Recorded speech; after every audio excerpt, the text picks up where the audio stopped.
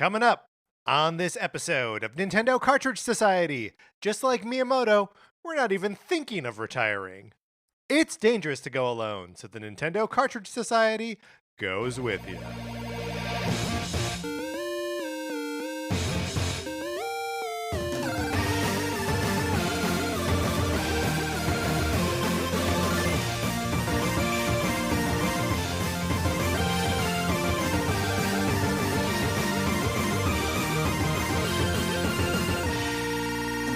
Welcome to Nintendo Cartridge Society. My name is Patrick Ellers, and I am joined, as I am always joined, by my co-host, Mark Mitchell. We've got a good show for you today. We're going to be talking about the news from the week, including an update to Super Mario Run. And then on Thursday, we're going to be doing part one of our ABCs of the Nintendo DS. But Mark, in the meantime, how's it going? It's going great. Super excited to be back recording for us, recording our first episodes of the new year. Our first episode since like the beginning of December, frankly. So it's been a long time away from the mic. So like we got all this like pent up Nintendo stuff to talk about. Yeah, that's right. But not, I mean, look, this is a news episode. And we're going to discuss the news, but like, isn't it weird how like nothing happens for a month? Nothing. Just nothing happens. No. That's why with this Super Mario Run update, which we're gonna get to. Yeah. I've put in a lot of time. Was like, what? Yeah. Why did this happen? Yeah. It doesn't make a whole lot of sense. No. Mark, it is good to see you. Yes. Because also, in addition to not recording for like a month, we've done a couple episodes like remote and all of that. And it's just like I feel like this is the return of a nice routine that I like. Yes, absolutely. I'm excited to be recording in person just a few hours before it hits listeners' ears. Yes, instead of weeks Yeah. before it hits listeners' ears. There are some times when I'm like, oh yeah, we've got a cool episode that's going out. What, in 4 weeks? I don't want to wait. But yeah, something like this, people are gonna hear this in 4 hours. So we should move on. If you would like to support us, you can go over to our Patreon, patreon.com/Nintendo Cartridge Society, where if you are supporting us at the 8-bit or 16-bit levels, you get access to our once-a-month episodes of miniseries. We are working our way through, we are about to start, actually, the NCS Arcade series, where we are playing games on the Nintendo Switch Online or Nintendo Switch Online Plus expansion pack that Mark and I have never beaten before. Yes, and the first one we're going to be talking about in just a few weeks is The Legend of Zelda Minish Cap. The Minish Cap? Just Minish Cap? I don't know. I feel like it's best to just like drop the definite article from inside. I think you're correct, but you've got to tune into this episode to find out for sure.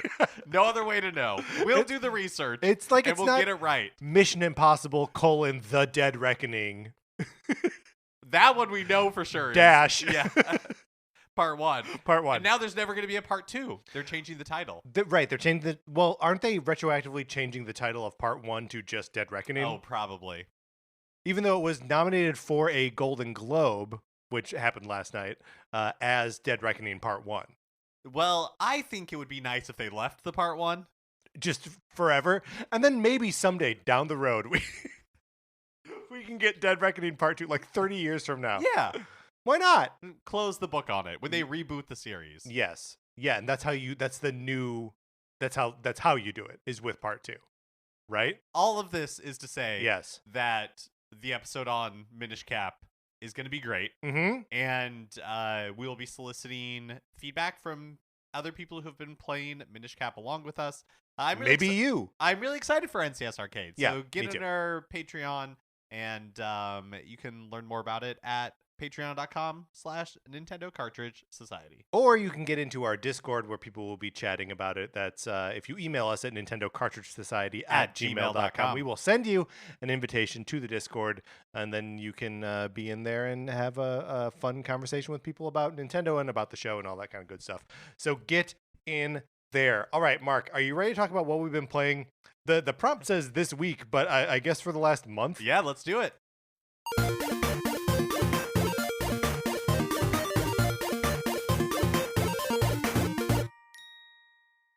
Now, Mark, you've been traveling. I have, yeah. We got to hear about some of your travels. Okay, yeah. So I had the opportunity to go to Japan over the holidays. Woo! Which was, it was a lot of fun. And so I played. We've been playing Pikmin Bloom for a while. Thanks to a friend of the show, Connor McCabe, for getting us into it. And thank you, Connor. Yeah, and there's like Pikmin Bloom groups in the Discord that you can be a part of, like all this kind of good stuff. I've liked Pikmin Bloom a lot, but you and I have had conversations on this show before where we're like, who's playing Pikmin Bloom? Yes. Because my experience, anyways, kind of outside of the center of LA, is that there are not a lot of people that are planting flowers, and not a lot of people are attacking mushrooms. Like occasionally, there will be somebody else that is. So in Pikmin Bloom, we're rolling it way back. I should explain. I asked you about Japan.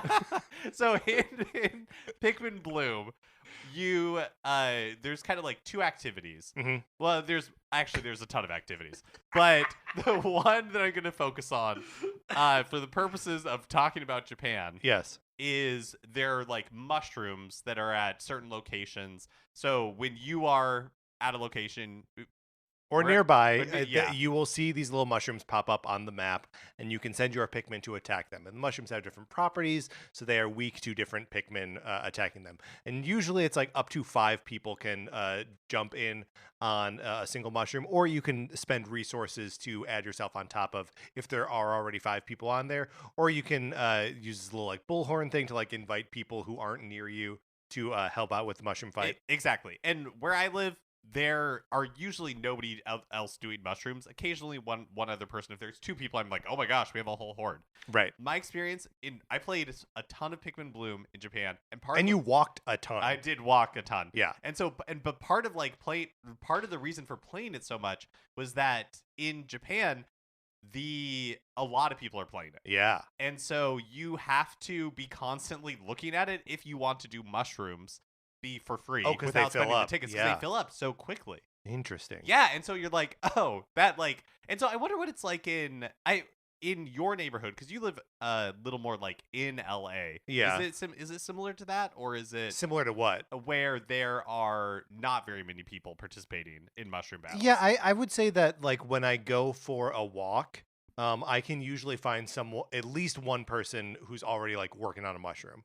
And I see the same like 5 or 6 faces in the neighborhood. And then because you just like amass some of these resources, every now and then I will call people in from the Discord or whatever to fight mushrooms for me in my neighborhood.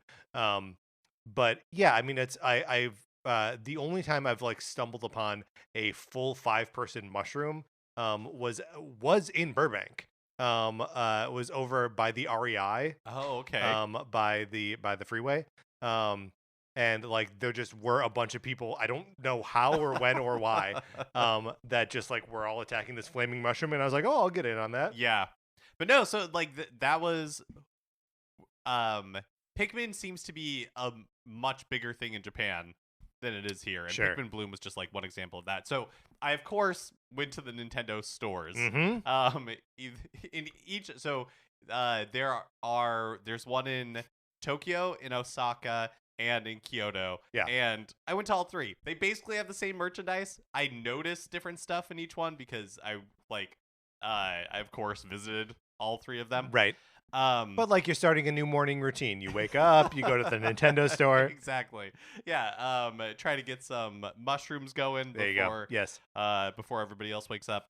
But no, it was, when we had the opportunity to go to Super Nintendo World at Universal Studios Hollywood, you and I were primed and ready to spend a lot of money on merchandise. Didn't really see a ton that we liked, but at the Nintendo stores, I could have spent just an endless amount of money. And it was because of the specificity of the products. Like the stuff at Super Nintendo World was pretty generic, just like Mario, like a mug with an M on it. Yes. Or like a pint glass that's just red.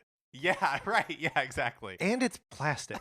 You remember that? Yeah. Those pint glasses are they're plastic. What's the point of that? At like the Nintendo stores, it was just hitting all of those like pleasure receptors in my brain for like the specificity. So like for the split, they had a lot.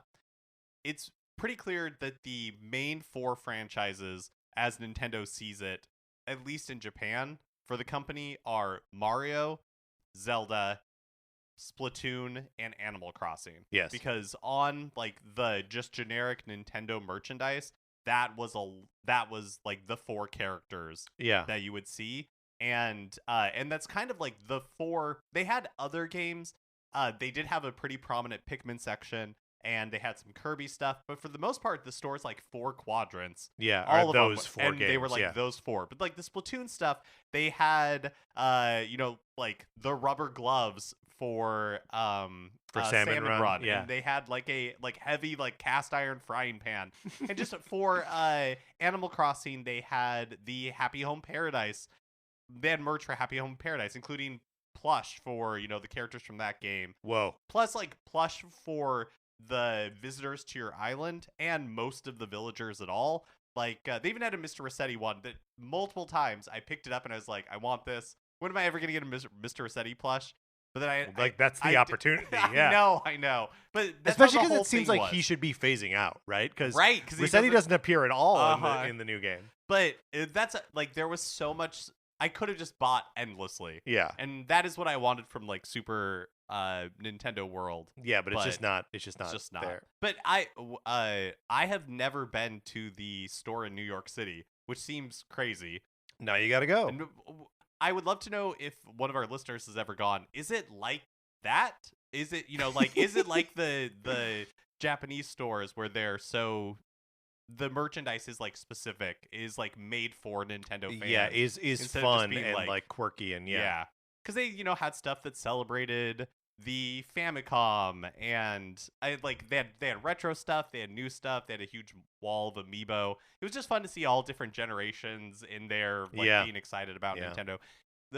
Anytime you hear video game music in a non-video game context, like in the real world, it's very exciting to me. So to be there and just like hear the main theme from Super Mario 64 while you're shopping like Nintendo merchandise, it was just like punching the pleasure centers of my brain. Yeah, you know what I mean? Yeah.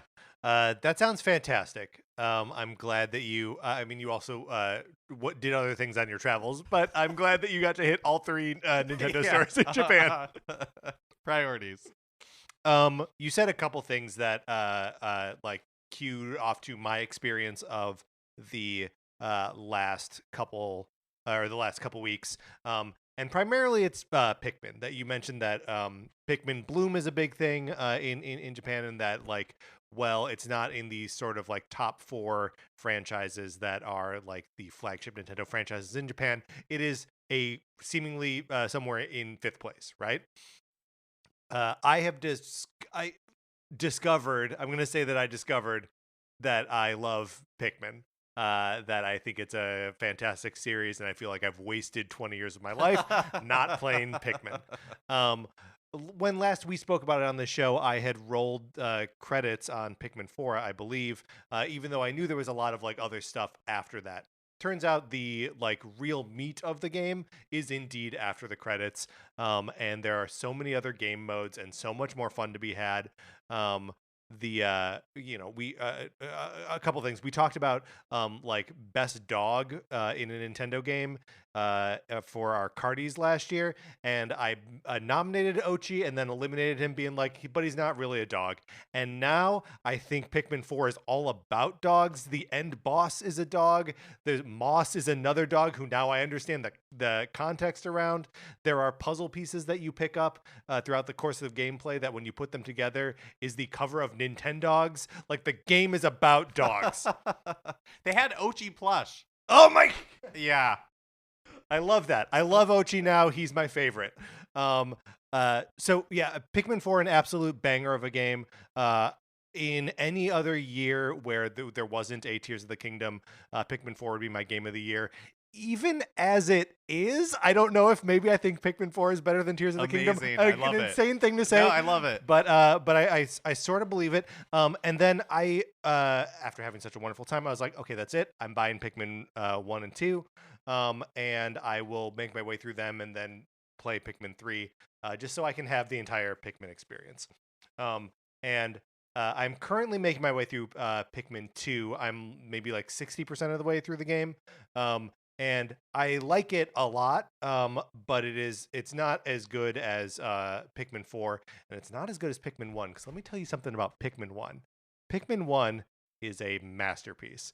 It is playing it feels like playing Super Mario Brothers. It feels like playing The Legend of Zelda, where you're like, oh, this is like the perfect distillation of this concept.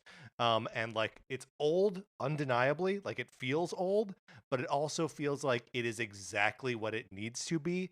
The premise for the original Pikmin is that you have to find 30 ship parts in 30 days, and after 30 days, your oxygen runs out, and that's it. So you can get like a genuine game over where like you can't progress anymore. And so at first I was like, oh, this is gonna stress me out, right? If I go through a day and don't collect a ship part, then like I am behind. But I ended up beating it in like 24 days or whatever. Like it's imminently doable. And so like be not intimidated by that 30-day time limit. But at the end, it shows you like all these like stats of like you did in this many days, you lost this many Pikmin, blah blah blah blah. And then it like keeps a scoreboard for like the next time you play it. And there's just something so compact and singular about the Pikmin 1 experience where I'm like, yes, if I had this game in my life for the last 20 years, I would be playing it every year to be like, oh, now it's time to beat my my high score in Pikmin 1. It's just so compelling. That's amazing. I don't like, I've messed around with Pikmin here and there, but never really given it a shot. I bought Pikmin 4. Yep. I feel like you have played some of Pikmin 3, most of Pikmin 3. No, just a little bit. Okay. Just like a couple days of it. Yeah. Yeah, for someone who like me, who I'm like, oh, well, like you've sold me on it. I need to check out Pikmin as a series. Where would you begin? 4. 4? Yeah. Okay. 4 is so varied and so fun. And like, I said that I beat Pikmin 1 in like 24 days, and it was not a stressful experience for me. Maybe that is because I had just finished Pikmin 4 and like just the method of playing Pikmin was just like in my veins at that point. But yeah, I think 4 is the most welcoming, and just sort of like the most colorful and bright and fun and beautiful, right? Like none of the other games look as good as Pikmin 4 does. But yeah, start with 4. It's convenient because I already own it. You already own it. But this also kind of like kicks up another thing that you said, which was that you just wanted to spend all of your money, right? And I mean, first of all, I have made it now my mission to find a copy of Hey Pikmin for the 3DS so I can play that. Even though I don't expect it to be a good game, I kind of just like abhor the idea that there's a Pikmin game that I don't own and can't play. You know what I mean? But on a greater sort of thing of like spend all the money, I not playing Pikmin 1 for the last 20 years has made me be like, you're doing this wrong. I'm just going to buy whatever Nintendo puts out this year. It doesn't matter what it is. I'm just going to buy it. And we basically a lot of times do this anyways. But we are not completionists. But I don't think I've ever bought anything like of the complete release schedule of Nintendo before. Right, and I don't think I have either. I maybe have accidentally done it, but usually we're like, I don't really need that. Or I mean, in our like preview for next year episode that we did last week, we were both kind of like, this Luigi's Mansion thing, like, come on. And I still kind of feel like that, but I'm going to buy it. Like there's just I've reached a point now where I'm like, I can't let these things get away from me anymore. I don't care for it. So yeah. I'm just whatever they put out. And we've also mentioned in the past that like whatever the next Nintendo like hardware upgrade is, or the new Switch, like we're just there day one, whatever. Right. And so that's my approach going into this year is like, what Nintendo puts out, I will buy. I expect to be burned a little bit. Well, yeah. But this is my new philosophy on it. Great. I just playing Pikmin 1 was just such a revelation to me of like, oh yeah, no, it's I I don't know why I doubt this company sometimes, or why. And it's just like you're ready for games when you're ready for games, and that's all there is to it. But yeah, I was just like, yeah, from now on, I don't know. From now on, this year is the year that I buy everything that Nintendo puts out. Tell me a little bit about Pikmin 1 and 2, because I'm assuming you bought the Switch releases. Did they add motion controls? How are you playing it? What is that like? Yeah, so it's mostly like dual stick controls.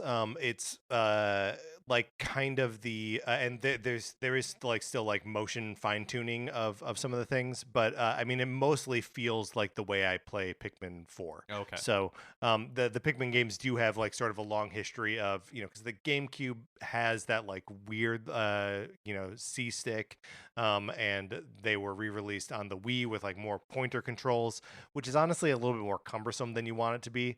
It gets tiring playing a Wii game where you're like always pointing at the screen. And then Pikmin 3 did like sort of twin stick controls, but then was like later there's an update to do touchscreen on the Wii U. But so yeah, they're all just kind of standardized now to the dual stick controls, which work really well in Pikmin 1 and a little less so in Pikmin 2. There are times where you're like, I wish this would be a little more accurate. Mostly it's like, I wish the AI on the Pikmin were a little bit better.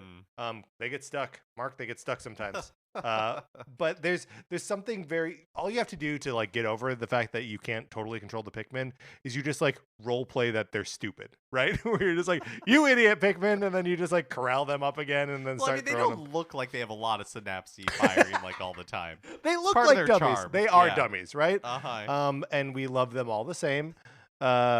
But yeah, I mean, this is the new me now. I'm totally Pikmin pilled, and I'm just in on it.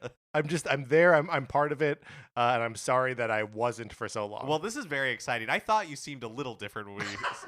Well, are you referring to the leaf that's sprouting out the top of my head?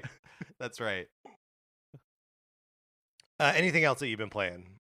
Just Minish Cap, and I'm excited to talk about that in our Patreon episode. All right. Well, in the meantime, that's what we've been playing this week and the week before and the week before. Let's get into what the new releases are and what we might be playing next week.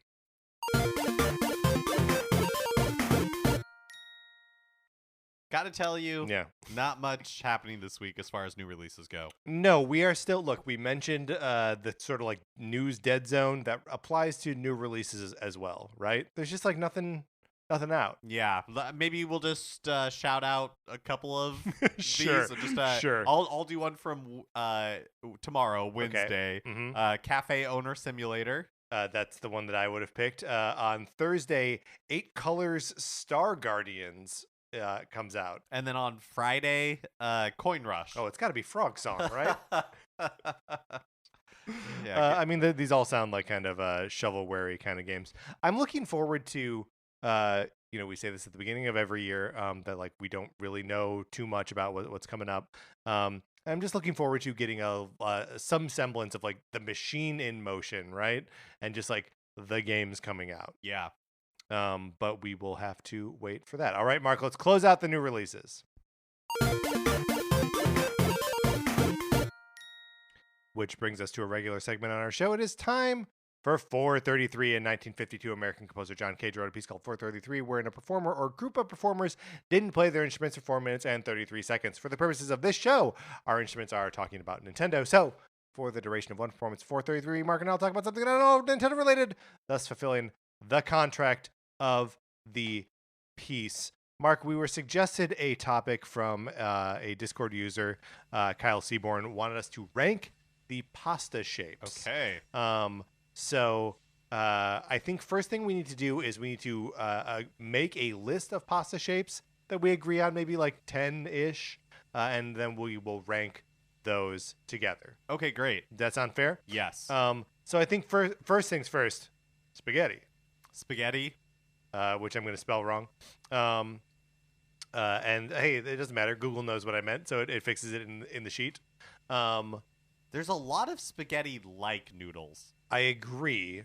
So I think we should maybe just like hit a couple that we feel like are notable, and then go to the more fun shapes. Okay.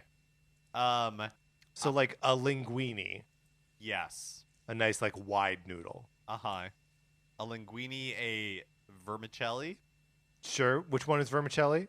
Isn't it basically spaghetti? This is where I fall down. Right.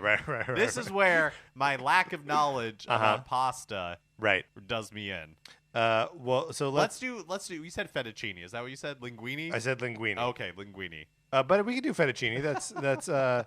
that's basically the same thing, right? Okay, how about rotini? That's like the kind of like screw shaped one. Okay. And farfalle. Give me those bow ties. The bow ties. Ravioli. Ravioli's a good one. Penne. Penne's that little tube, right? Yes. Okay. And then we got to get the skinny spaghetti. We got to get angel hair pasta in there. Okay. Okay. How many is that? That is 7. Okay. All right. So we need 3 more. How about rigatoni? It's like the flour one, kind of. I'm doing a hollow flour. Okay. Let me do. Show me. Yeah, I'm showing you. Oh yes, very good. Rigatoni. Very good. Mm-hmm. How about? Macaroni. Macaroni, of course. And then I don't know, like lasagna noodle. Those big boys. How about yeah, perfect. Yeah. Okay. I think that's 10. 1, 2, 3, 4, 5, 6, 7, 8, 9, 10. 10 pasta shapes, all perfectly spelled. Now we don't want to get into any macaroni variants like Spider-Man or Pokemon. I think it can be all encompassing. Okay. Yeah. Is there one of these that for you pulls out to an early lead that you're like, that's my favorite, or something that you detest? Well, I have to be 100% honest with you because that's one of the rules, unspoken rules of the show. I wish you would not have spoken it because now everyone knows that we have to be honest. Yeah, 100% honesty all the time. Yeah. I don't really like pasta that much. I knew this was going to happen. I think it's fine. I think it's totally fine. You once told me that you wish you liked pasta more. I do. It just makes eating a lot easier.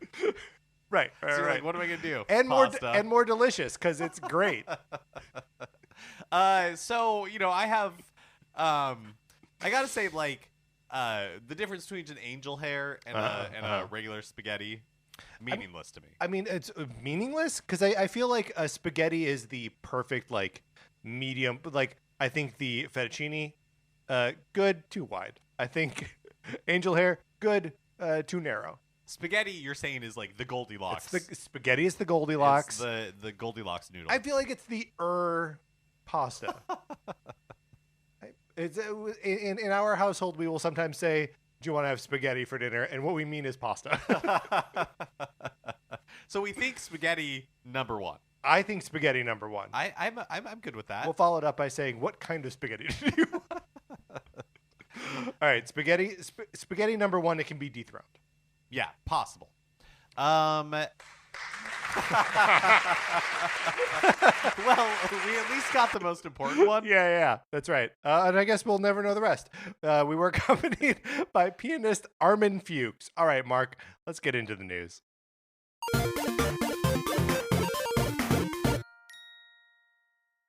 So we've got 4 weeks of news that we could catch up on. Yeah. So we've just gone through and kind of selected some of the stories. I'd say we cherry picked.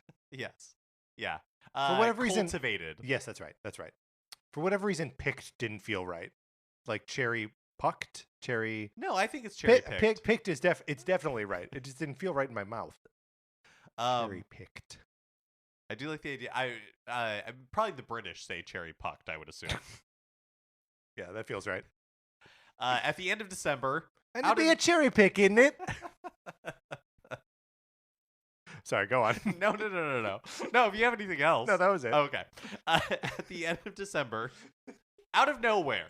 Yeah. Years of silence on Super Mario Run. This is outrageous. Nintendo basically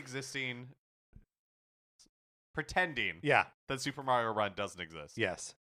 At the end of December, Super Mario Run got an update where Wonder Flowers, Mm-hmm. as featured in Super Mario Brothers Wonder, now appear in Toad Rally, Yes. the mode in Super Mario Run, until March 14th, 2024.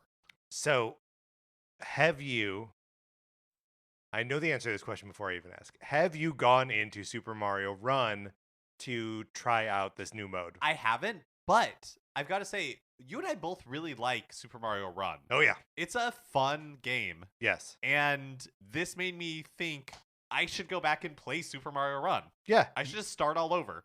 Well, You know what I mean? And go There's through no like reason to start over. You and, just like, just go into it. go through the levels. Yeah. Yeah. I mean, the going through the levels, I do remember being fun. But the time that the most time I spent in that game was in Toad Rally. And part of that is because that's how you earn toads and coins and stuff to buy little things for your village. But the addition of these Wonder Flowers, they don't do the same kind of cool stuff that they do in Super Mario It Bros. doesn't Wonder. transform the level. It does not transform the level. What it does is it's basically a coin rush, which is something that you could get by just getting a star anyway in the game normally. And every now and then, it like basically doubles the number of coins anywhere there are coins. If there's like a line of 4 coins, now it's a line of 8. And then coins also just like pop out at you, right? They pop out of pipes. They pop out of just like the side of the screen, whatever. This does that, but instead of coins, it's all gold Goombas, which is a little confusing because you're like, well, I've never seen a gold Goomba before. This is a totally without precedent thing that you're throwing at me.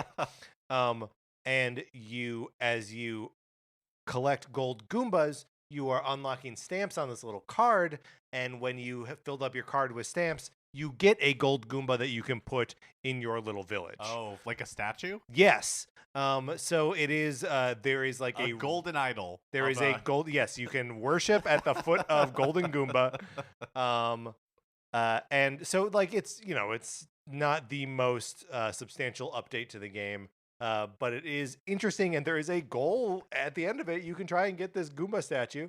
It was just like a reminder that the game, for me anyway, a reminder that the game exists, right? And is fun to play. Yeah, a good reason to go back. I didn't really build out my like town that much because I didn't play as much Toad Run or Toad Rally. Yeah. And so it never got that big, but yeah, this update made me remember Super Mario Run and want to go back and mess around with it some more. Do you still have it on your phone? Do you know? No, I don't. You do not have it on your phone. No, so I can't show you what my village was. I want to show you because my village is like packed. Like it's 6 screens, right? Whoa. And there's just I guess I don't know if it starts as 6 screens or if it like slowly gets to that size.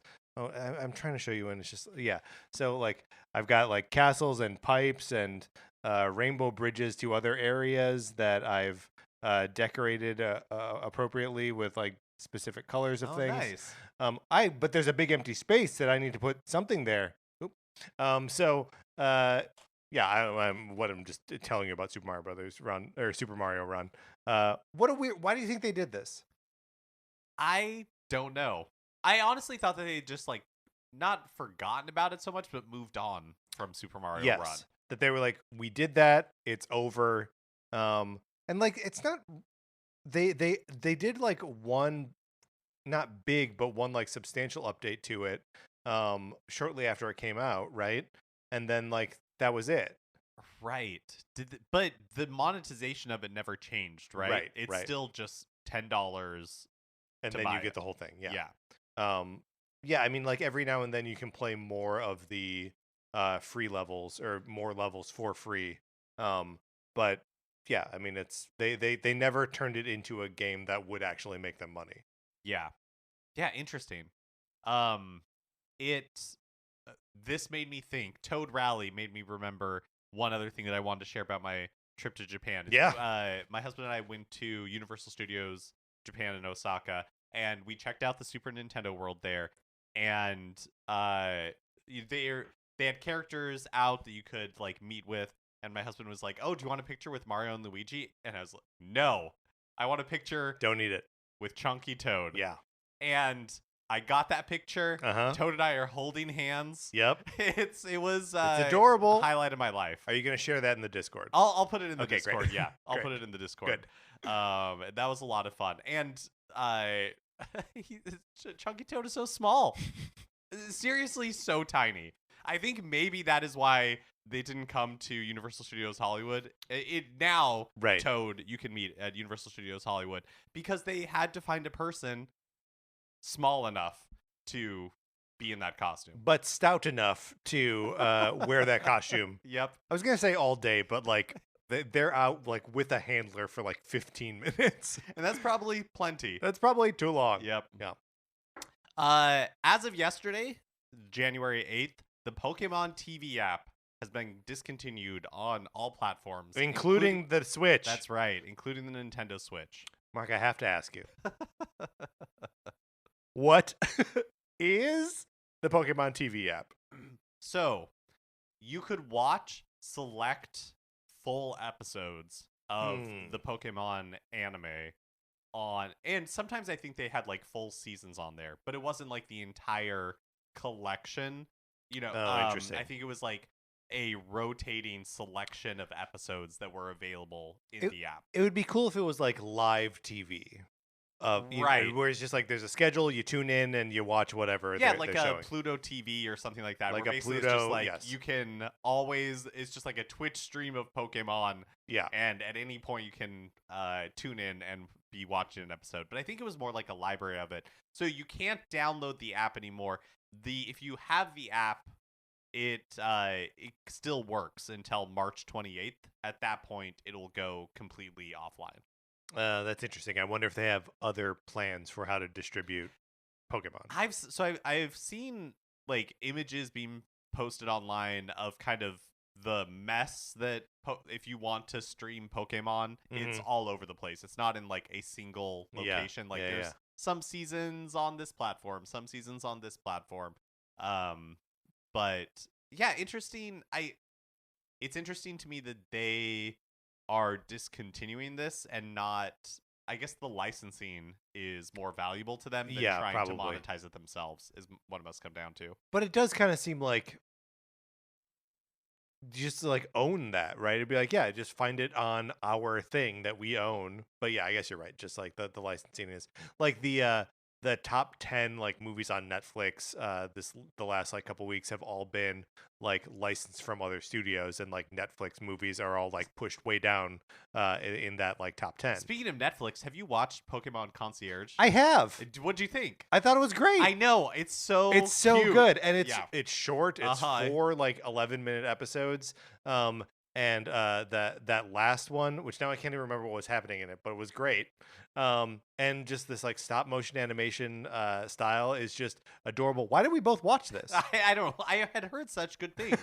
And that it was like such a, I think I read an article on like The Verge talking about how it's such a great kind of just like chill out show, and that's what got me interested in it. Yeah. And it's totally true. Well, and it's got that like that thing that's attractive about Pokemon where it like feels tactile and it feels real with not real, but like there's a physicality to it, and you're like, here are these animals, these creatures in this space, trying to like hang out and like get along and grow, and I don't know, it was very sweet and I liked it a lot. Yeah, I really liked it too. I highly recommended it if you have an opportunity to check it out. Oh, that last episode is about the shy Pikachu is what it's about. Yes, that's right. Let me ask you this, and this is not like a gotcha question or anything. I'm just genuinely curious.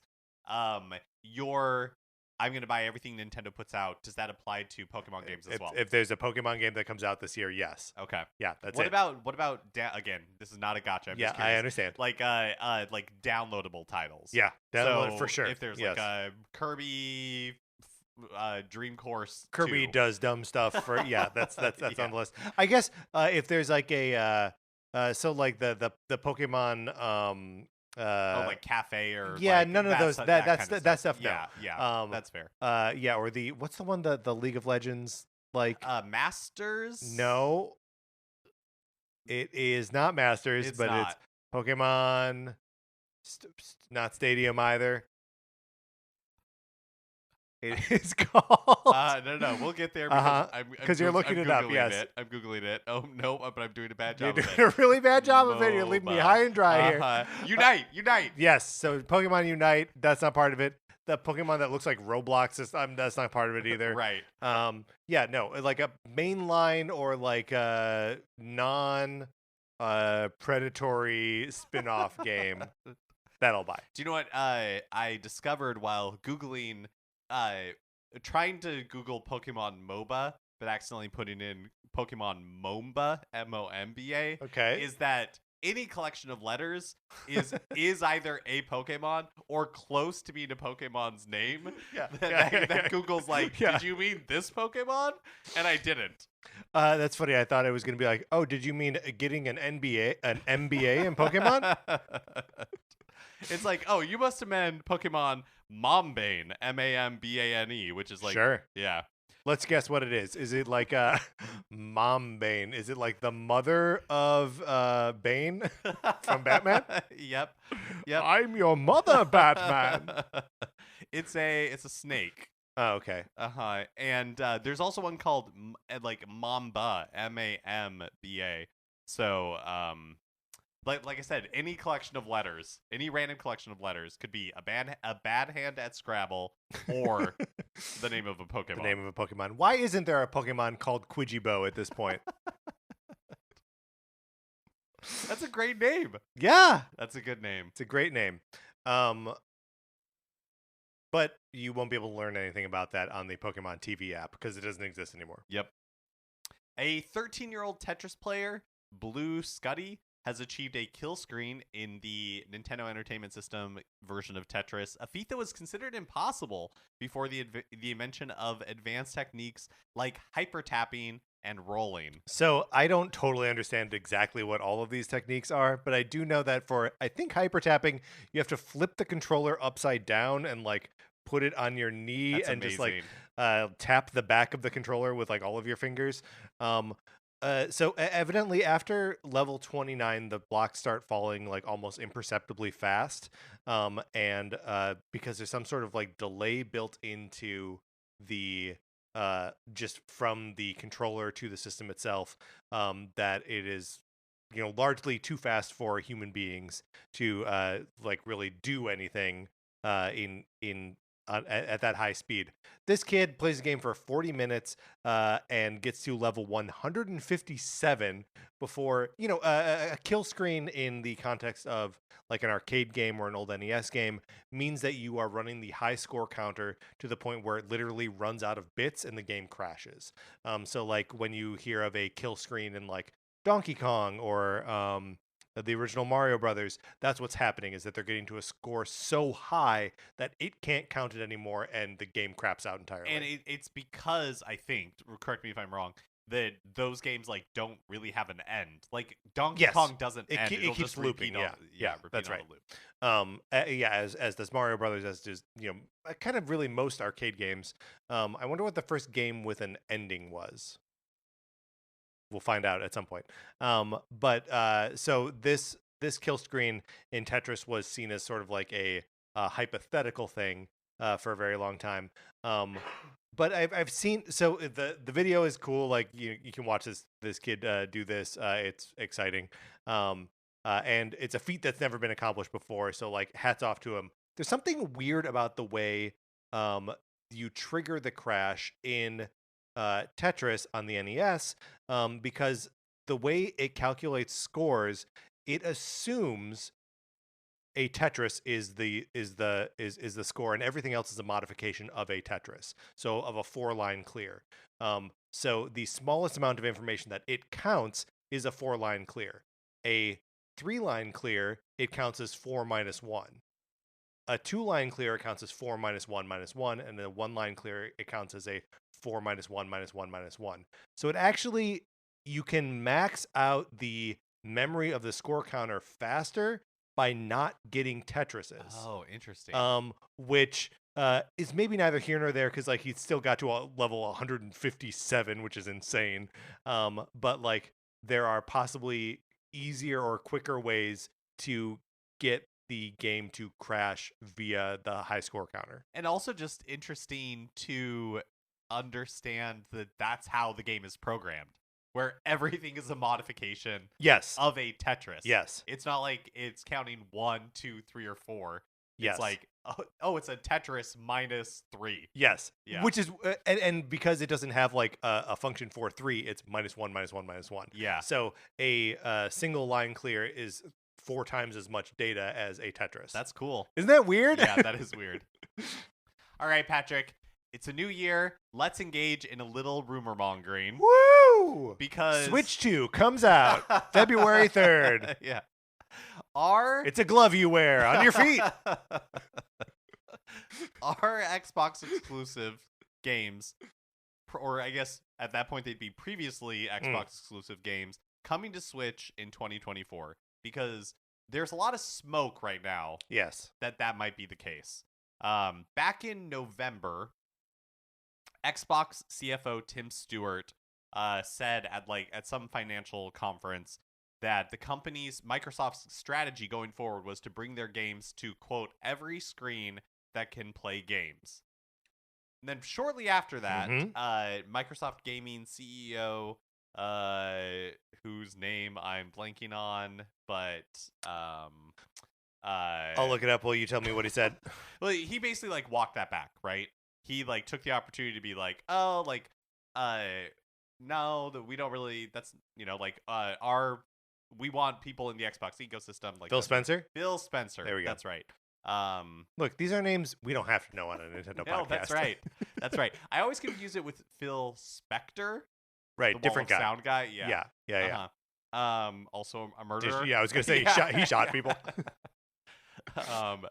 Should not be laughing. And yet,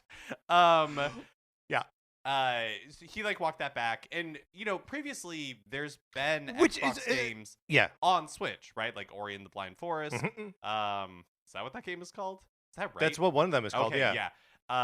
And then Ori and the Will of the Wisps is the sequel. But I know it wasn't a Xbox Studios game or anything like that. But Cuphead was originally an Xbox exclusive, and then it went everywhere. And so, the rumor is that Hi-Fi Rush is coming, and potentially that Sea of Thieves could also be on its way as well. So a internet personality, Nate the Hate, teased, quote, a critically acclaimed Xbox exclusive is set to launch on a competing console platform. That was kind of the thing that kicked all this off. Right. And then the Reset Era user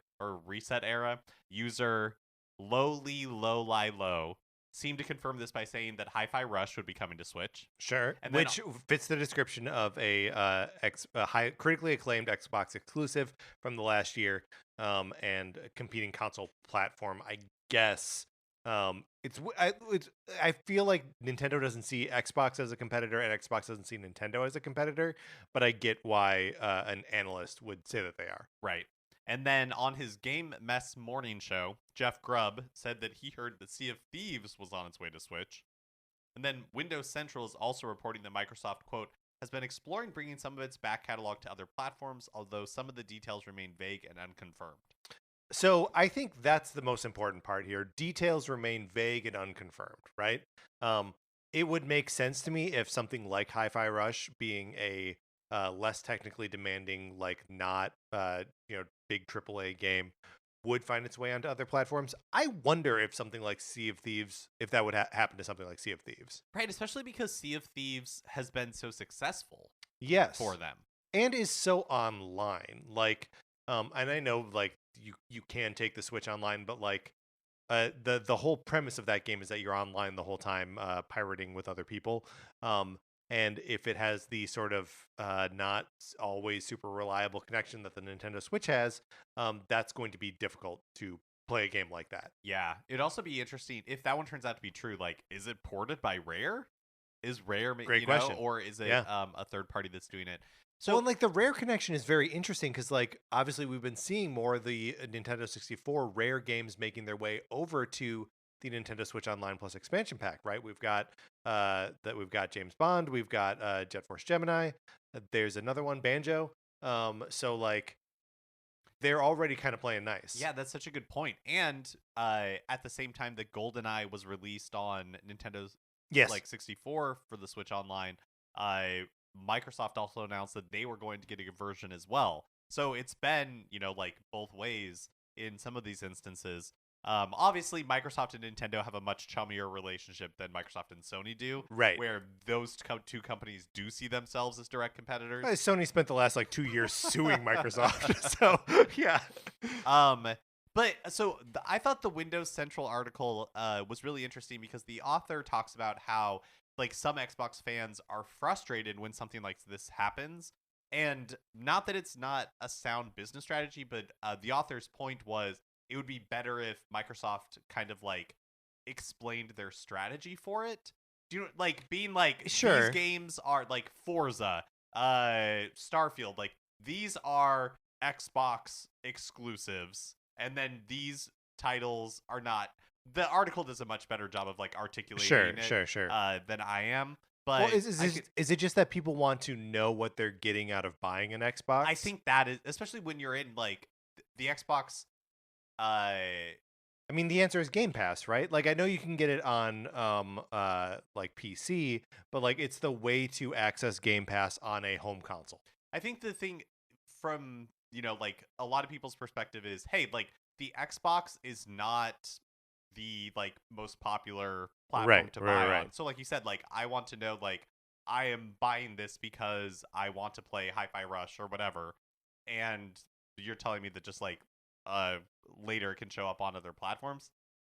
I don't know, but that seems to be the concern. Well, it's interesting because there's always a fun feeling when the platform that you are buying into, or the dumb company that you've decided to buy all of their products for 2024 is having something that is coming exclusively to it, right? There is that little bit of rush of being ooh, I get to play this, and not everyone does. But I don't know. I feel as far as Nintendo goes, so much of that kind of relationship is built into the Nintendo has to make their own weird hardware, and then they can make software for their own weird hardware. But I don't know. Are people similarly passionate about a PlayStation exclusive as a PlayStation specific product? If you had to play or could play God of War on Xbox, how does that hurt you? How does that change anything? Yeah, I mean, I guess it's the same. I don't know. Yeah. But I think it's the same point as if you could play Tears of the Kingdom on an Xbox, yeah, how does that harm you any? And it doesn't really. Yeah. Other than your point where it's you're kind of I picked up this product because I wanted to play Tears of the Kingdom, but if I knew that Tears of the Kingdom was going to show up on Xbox, I would just bought an Xbox because it has Game Pass and all these other games. Do you know what I mean? Where it's I think some of it is, to a degree, is hey, Xbox, you're struggling. You're in way in third place, and I bought into your platform. Why are you? But that's the why same are you giving away these games to other platforms? Sure, that feels like the same early adopter thing of hey, I bought this game right when it came out, and it didn't have all this extra content in it. Now, if I buy this game for $20, I get all the extra content. Where she's yeah, I don't know, fans of a thing are gonna, you commit yourself to buying every product they put out in the year 2024, and that's gonna bite you in the butt. Do you have to buy it in 2024? Are you saying I will buy it day one? Yeah, it is day and date. Yeah, okay, yeah, perfect. Everything must. Man, I'm sorry. I'm just clarifying all of this because I just want Miyamoto to sleep really well at night. You think they're oh, we'll be able to balance the books this year.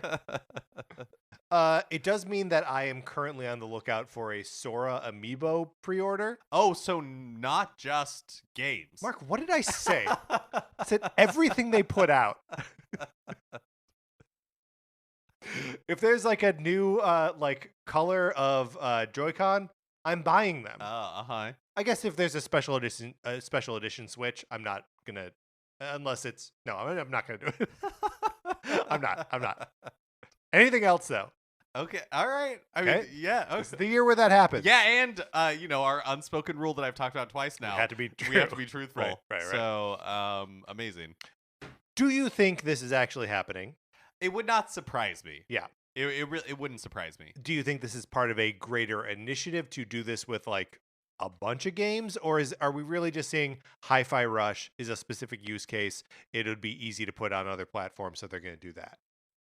It feels to me like when Ori was released on Switch, Yeah. where it didn't turn into a pattern of first party Microsoft games showing up on Nintendo platforms guaranteed. Yeah. Why they make the decisions that they make, like why the games that they do, I don't know. I wonder if some of it is just vibes based, right? Where you're like, oh yeah, Ori makes sense on This would be a good fit yeah. for like the Nintendo audience. Yeah. So it's worth the effort to like port.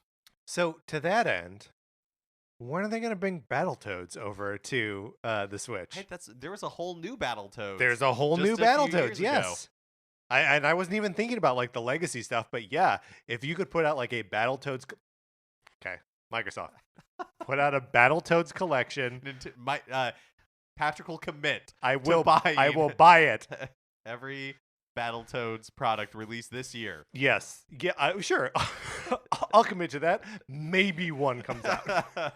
But like I played a little bit of the Battletoads game that released on the last generation of Xbox, and like it's fun, but it's just not where I play games, so I didn't go back to it. If it were on Switch, I probably would have beaten it. Not that I loved it, but it was fun. I like playing Battletoads. Have they done one this generation?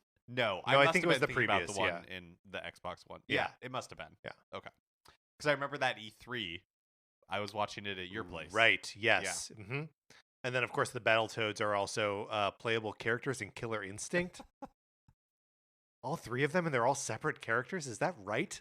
So if a new Why Killer would you do Instinct that? released, no, that doesn't count. That doesn't count unless Nintendo publishes it, which doesn't seem likely. Shigeru Miyamoto, or what do you think? Do you think that this is? Yeah. What do you? I kind of think that like this is that we're going to see a lot more of it. I would not be super surprised if, and not like I think Hi-Fi Rush came out at the beginning of last year. I think it'll be at least a year between its release and when it comes out on other platforms. I would not be surprised if by the end of this year we see Starfield on PlayStation platforms. Like, oh, interesting. That's because like the game made a decent splash on release, but then it kind of the chatter around it died down. There were too many other games that came out, and it sort of like underperformed critically. And I think a like second release of it a year later on way more platforms after having a year of bug fixes could be a thing to like raise its profile again. I think that would really infuriate like Xbox owners. I don't know if the Xbox itself cares. I think that's true. I think they just want to sell the game. With the Activision Blizzard acquisition, Microsoft just promised to put Call of Duty on. Yes. Not like other platforms. Although, what other games does Activision make anymore? I genuinely... Yeah, I don't know. They must have I guess they made names. Describe it okay, badly. You're like an Australian dingo or something? Crash Bandicoot. You're a bandicoot. Yeah, okay. Like they at one point made Crash Bandicoot games. Sure. But yeah, like I struggle to think of what other Activision franchises exist at this point. Obviously, Blizzard has its own stuff going on. Right. King has its own stuff going on, but I mean, there was that Tony Hawk 1+2 that came out like a year or two ago. 1+2 Reboot Camp. That's not the name of the game, but yes, Crash. Yeah, the Crash games, and then that really looks like it's it. That's so weird. Yeah, it's very strange. But yeah, so what was your yes? So I guess my point was like, so we know that Call of Duty will be coming, but yeah, like maybe this is just the next natural step in Microsoft Gaming's evolution. Eventually, like with the Activision Blizzard acquisition, they've really quickly became a one of the largest third-party developers for Sony. Right, with a Call of Duty every year. Yeah. And it's just going to get larger with... So maybe this is just a natural evolution of what they're gaming, and it becomes more like... Xbox becomes more like Surface, where it's a Microsoft brand where they're kind of saying like, here's our take on this hardware, but you can use the software anywhere. Exactly. Yeah, and like that makes a lot of sense to me. Just like philosophically, like treating games as software. But it is also kind of like it's weird to take a brand like Blizzard and be like, no, now the next Diablo 5, is just going to be on Xbox. Yeah, is that the case? I can't. I mean, I'm not sure if they've. It should be if that's like what they're trying to do, but Right. if that isn't what they're trying to do, and it feels weird to you and I, it seems like, yeah, why wouldn't all of their games just be third party? Is Starfield on PC? That is I believe it is. Yes, I'm gonna say yes. You're right. Yeah. But the PC is such a like it's so integrated into the Xbox ecosystem and Game Pass. So they're already, even their like exclusive stuff is not like exclusive. It's still on PC. Does it feel like, because Sony relaunched their streaming, their like Game Pass competitor, right? And PlayStation Plus. It feels like that has not really made an impact culturally. I don't feel like it doesn't feel like a real competitor to Game Pass to me. Right. Well, and it's not even really set up as a competitor to Game Pass, because like the killer thing on Game Pass is the day and date first party releases are available there, and Sony has said like they're never going to do that. They're always going to sell you the Last of Us 2 remake for $70 the day it comes out, and then like so it's. Yeah, it is not that. I think it's even expressly not that. But it also feels to me, anyways, as kind of like a distant observer, that Game Pass, they're not beating the drum for Game Pass as much as they used to either. Yeah. And maybe it's just because they haven't had a lot of first party like Microsoft Game Studios. That's like, a great point. Yeah. Recently, but even when Persona 5 Royal was released on other platforms. In LA, there were huge billboards promoting it. That's on Game true Pass. on Game Pass. Yeah, and I just feel like maybe they've hit a plateau on subscriptions there. Yeah. I mean that makes sense. And like, how do you spike that? Like how does it like get outside of the Xbox audience, right? Like the people who are going to adopt it no matter what.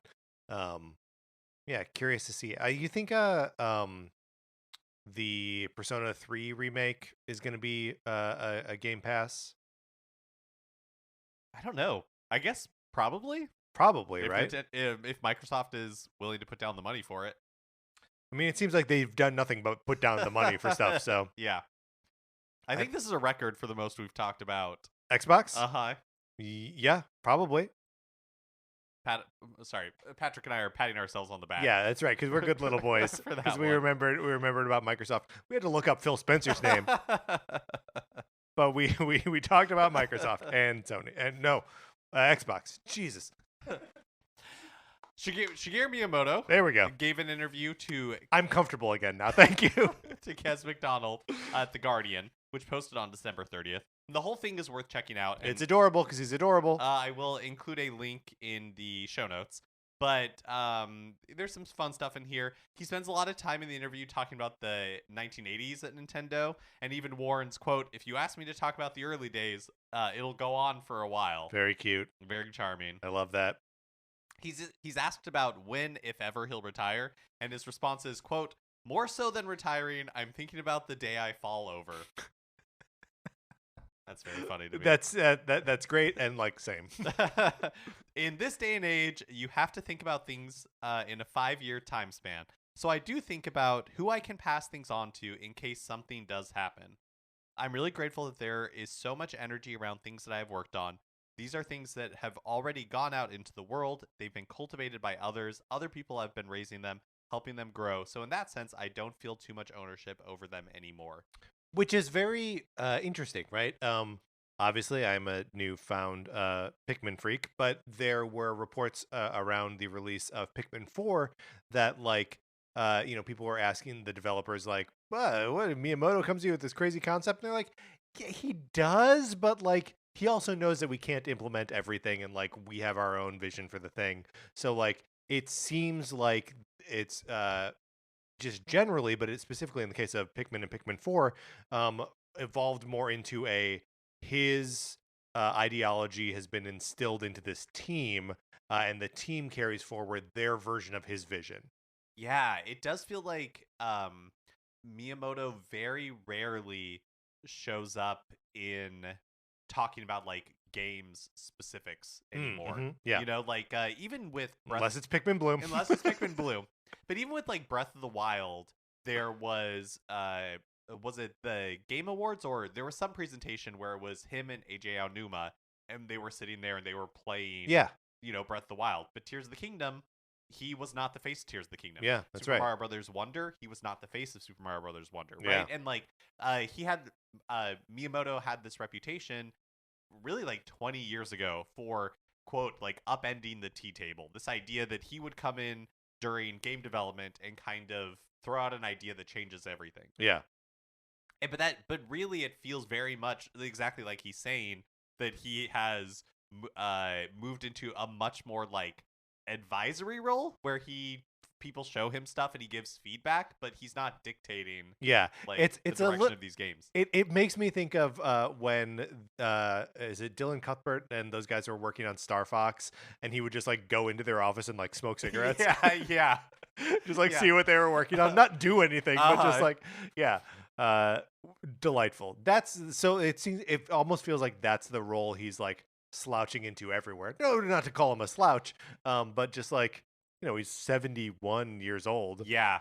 He can't be like the face of video game innovation his entire life. Well, especially, it seems like he's turned his attention to pushing Nintendo in other areas, right? Like theme parks. He was deeply involved with Universal and the theme park. He was incredibly involved with the Super Mario Brothers movie. He's going to be incredibly involved with like the Zelda movie, right? So like that's where he's focusing his efforts, and there is now teams in place that can keep the video game like innovation going. But that got me thinking about like, who are kind of like those next generation, those next faces of these franchises, and are there so for The Legend of Zelda, AJ Aonuma, obviously the series producer, but it seems more and more that Hidemaru Fujibayashi, who was the director of Breath of the Wild and Tears of the Kingdom and Skyward Sword and the Minish Cap when he was at Capcom, and like Story of Seasons, is Oracle of Seasons, Oracle of Ages. We did them both. That he more and more, he seems like, went from Shigeru Miyamoto to AJ Aonuma. AJ Aonuma is still there, the series producer, but it feels like Fujibayashi is being prepped to take over the series. Yeah, I mean, I don't know how after directing Breath of the Wild and Tears of the Kingdom, you aren't just like the president of Nintendo. Of video games? Of like all games always. But yeah, I mean, it seems like, and I've not read any interviews asking AJ Aonuma when he's planning to retire, but like he seems like an older gentleman. He also just seems great, right? He does seem great. But yeah, it's Nintendo has been around in games long enough that their elder statesmen are in fact elder statesmen, right? Yeah. And so like having an eye on this next generation, which like, bold young upstarts that have directed 6 Zelda games, they're probably in their 50s. Yeah. So like that's Zelda. It seems to me that Yoshiaki Koizumi is kind of the face of Mario now. Like he was the one that was there for the Super Mario Brothers Wonder presentation. He's the one that showed off Super Mario Odyssey. He was the one that showed off how to lounge on the couch with one Joy-Con in each hand. And then you remember 2017, Mark? But what do you think? Like Wither series, like Metroid. Yes, that Sakamoto is the has led all of the 2D Metroid games, and you have Kensuke Tanabe, who has been the producer of all of the Metroid Prime games, including 4. But that's like a series that what happens when Sakamoto retires?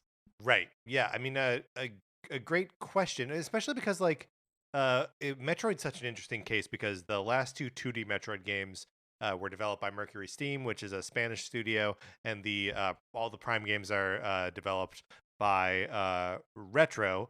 They was it like Bandai Namco tried to develop Prime 4, and they were like, we can't do this, or Nintendo said you can't do this. So like they what I'm saying is like these sort of cultural identities behind these games, even as they've been led by Tanabe or Sakamoto, have these non-Japanese like influences on them, and we've never really seen a figurehead from Nintendo on the development side that is not Japanese. Like it would be weird to see like a Spanish person like arise as like the face of Metroid, or an American as the face of Metroid Prime. It's just not like part of their DNA just yet. Yeah, and because Nintendo is such a like Japanese focused company, you wonder if they would want that, or you know what I mean? And so so what happens to like Star Fox, right? Is one of the reasons that we haven't seen a Star Fox for a while is because there's no like champion. Is it because Miyamoto quit smoking? Because Miyamoto quit smoking. He doesn't need an office to retreat into to have a cigarette. But and then there's of course I'm gonna butcher this name, but Aya Kyogoku, the director of Animal Crossing New Horizons, and I think New Leaf as well, and then also the head of the development team that creates the Splatoon series. And so, and she's younger. I think she's like 41. Yeah. And so there is young blood there, but it does make you wonder about like, these smaller series, if you don't have a champion inside Nintendo, what will happen to them eventually. Yeah. Well, and it's also, I mean, like the future of Nintendo is obviously always so interesting because we will never predict it. But, we've talked so many times now about how it feels in a lot of ways like the Switch is the end of a lot of franchises, or at least like the ultimate iteration of so many of these franchises, where it's like, where do they go next? And how do you like walk away from something as big as Animal Crossing New Horizons, or as big as Mario Kart 8? As Smash Brothers Ultimate with like Sakurai, right? Yes. What do you, and Masahiro Sakurai is another one of those guys that we didn't even really talk about yet. But yeah, and who's that next class? And he has no protege, right? Like with Ultimate, I would say a huge character flaw on his part. A developer and a personality that I admire so much, but the fact that he's always like, I'm really the only person who can do these, and that'll always be the case. Where it's like, no, like take someone, like teach someone, right? Yeah, but like, it seems so strange that the idea that like Smash Brothers won't continue into the future forever. Well, have you seen The Boy and the Heron yet? Not yet. So I struggled with it a little bit, but the one of the themes of it is like what happens to like a great piece of art or creation when its creator goes away. Like, is there any way for the next generation to carry on that exact thing? And the answer that it seems to posit is no, and that's okay. That whatever like great mysterious things are happening at Nintendo right now may not happen again in the future, but the fact that they came before means that there's a chance for other spikes of greatness to emerge out of that. It's a good message. It is a good message. The movie's a little too long and a little too slow for me. I got a little sleepy watching it, but it's beautiful. Finally, the upcoming Splatfest in Splatoon 3 asks, who do you spend the holidays with? And the options are friends, family, right, or solo. Now, does that mean you're spending the holidays with Han Solo? It's just Chewbacca? Yeah, that's right. Just Chewbacca. Runs January 12th through January 14th, but you can choose your team now. I'm going to predict that Team Solo is going to be pretty popular. I would agree with that as well. A lot of Chewbacca's playing this game. A lot of Chewbacca's playing Splatoon. What a weird time to be having a Splatfest with this question. Holidays have happened. Yeah. They're over. No, you know what? Nintendo lives in its own time. It's like, hey, you know what? Super Mario Brothers Wonder came out 2 months ago. Perfect. Let's release the update for Super Mario Run now. Yeah, let's release an update for a 8-year-old mobile game. Yeah, or let's put out a Tetris 99 theme for a game that has been out for 6 months. Yeah. That's another perfect thing that they do. Okay, Mark. So wait, who do you spend the holidays with? Oh, man, I guess it depends on which holiday. I'll say Sure, let's pick one. Arbor Day. Okay, Arbor Day. I'm gonna say I usually spend Arbor Day with friends. And I'm gonna say family. All right, Mark. Let's get out of the news. All right, that is going to do it for this episode of Nintendo Cartridge Society. Remember, you should be in our Discord. All you got to do is email us, Nintendo Cartridge Society at gmail.com. I will send you an invitation. You can get in there and chat with everyone and all of us. Anthony DeLuca made our logo. Our theme music is provided by 8-Bit Betty. You can get more of his music by going to 8bitbetty.com or by listening right now. For my co-host, Mark Mitchell, this is Patrick Eller saying it is good to be back, and thank you for listening.